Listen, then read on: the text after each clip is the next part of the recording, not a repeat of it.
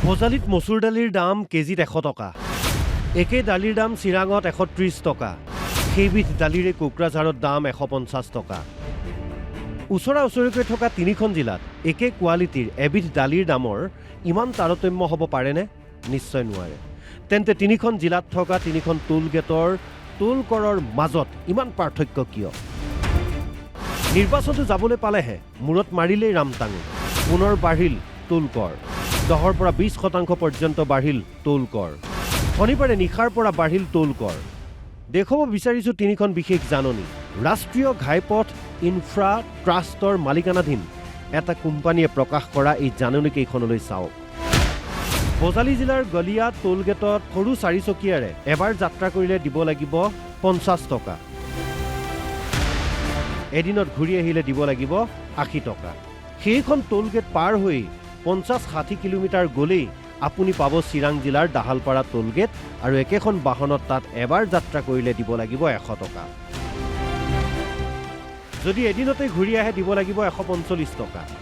সেইখন টোল গেটৰ পৰা আপুনি আৰু 50-60 কিলোমিটাৰ আগুৱাই গ'লে পাব কোকৰাঝাৰ জিলাৰ পাটগাঁও টোল গেট। সেই একেখন বাহনৰ বাবে আপুনি কোকৰাঝাৰত এবাৰত দিব লাগিব 110 টকা আৰু যদি এদিনতে ঘূৰি আহে তেন্তে দিব লাগিব 165 টকা। একেই টোল গেট, মাত্ৰ স্থান বেলেগ বেলেগ। তেন্তে একেখন গাড়ীৰ এই ক্ষেত্ৰত কৰৰ ইমান পাৰ্থক্য কিয়?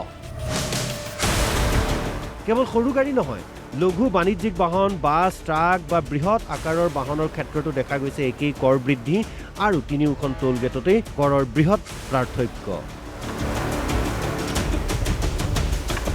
টোল কৰ বৃদ্ধি হোৱাত এতিয়া ব্যাপক প্ৰতিক্ৰিয়াৰ সৃষ্টি হৈছে।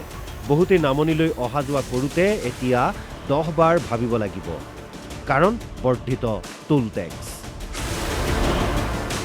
Bureau report, Assam live 24।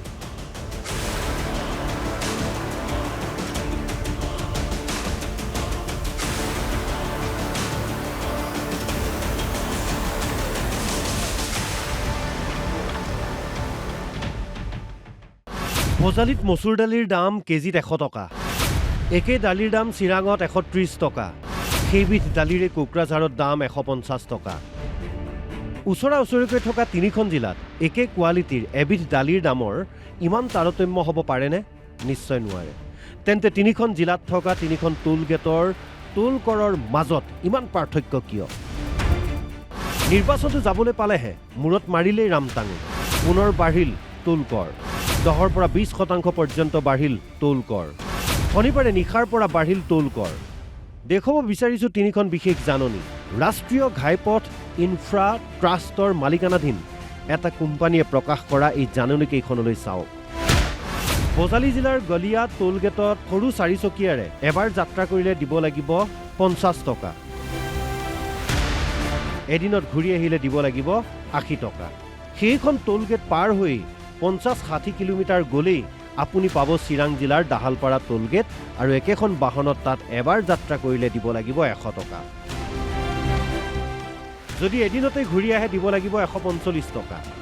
সেইখন টোল গেটৰ পৰা আপুনি আৰু 50-60 কিলোমিটাৰ আগুৱাই গ'লে পাব কোকৰাঝাৰ জিলাৰ পাটগাঁও টোল গেট। সেই একেখন বাহনৰ বাবে আপুনি কোকৰাঝাৰত এবাৰত দিব লাগিব 110 টকা আৰু যদি এদিনতে ঘূৰি আহে তেন্তে দিব লাগিব 165 টকা। একেই টোল গেট, মাত্ৰ স্থান বেলেগ বেলেগ। তেন্তে একেখন গাড়ীৰ এই ক্ষেত্ৰত কৰৰ ইমান পাৰ্থক্য কিয়? কেৱল সৰু গাড়ী নহয়, লঘু বাণিজ্যিক বাহন, বাছ, ট্ৰাক বা বৃহৎ আকাৰৰ বাহনৰ ক্ষেত্ৰতো দেখা গৈছে একেই কৰ বৃদ্ধি আৰু তিনিওখন টোল গেটতেই কৰৰ বৃহৎ পাৰ্থক্য। টোল কৰ বৃদ্ধি হোৱাত এতিয়া ব্যাপক প্ৰতিক্ৰিয়াৰ সৃষ্টি হৈছে। বহুতেই নামনিলৈ অহা যোৱা কৰোঁতে এতিয়া 10 বাৰ ভাবিব লাগিব, কাৰণ বৰ্ধিত toll tax. Bureau report, Assam live 24।